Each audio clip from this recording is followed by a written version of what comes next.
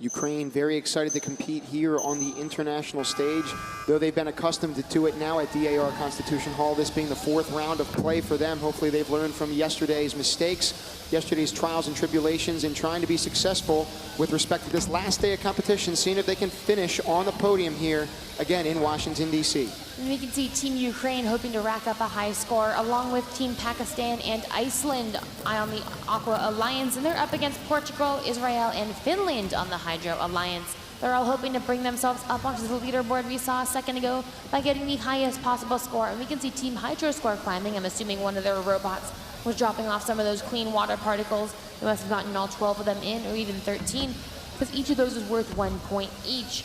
Additionally, we can see as robots scramble, oh, right there, it looks like on Skype we actually have the Ukraine people watching in. I'm assuming those are families of the team members holding up their flag and cheering their team on. We're excited to have them. As you can see, Team Ukraine right there in the middle, grabbing all of those balls and sorting them into the 2 separate sides. Team Ukraine, and we mentioned it a little bit yesterday, each one of these teams might have a team supporter. Team Ukraine was supported by their GSC advisor team. It's FTC team 5243 out of Centerville Robotics in Centerville, Virginia, not too far from Washington, D.C. Katie, you may very well have competed against mid-state competitions. I'm pretty sure I have.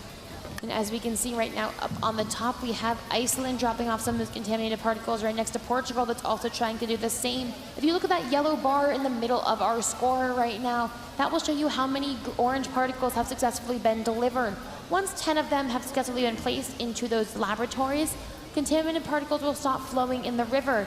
And if the game ends with no orange balls in the middle, both teams get a 15-point cooperation bonus. Now, after Russia, Ukraine is the largest country in Europe, and its population is at an estimated 44 million, even though they might be second with respect to the with respect to the size. They definitely have some big expectations here entering this last day of competition. They want to go for #1 today. Yeah, and as we hit these last 25 seconds, we see teams preparing to hang. We have Ukraine already hooked over the top bar, hopefully able to push themselves up.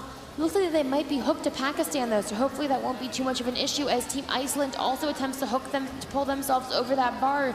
Each hanging robot is going to add 20 points to their score. Even though that bar is only a couple of feet above the actual playing field, it might feel like a mountain trying to get these robots up. Good job untangling themselves. It looks like over on Team Hydro, we actually have all 3 robots hanging in the air, and you can see them all cheering with joy as Team Hydro takes the victory, 120 to 79. Both of those scores are respectively high scores and will hopefully help all teams there move up in the leaderboard.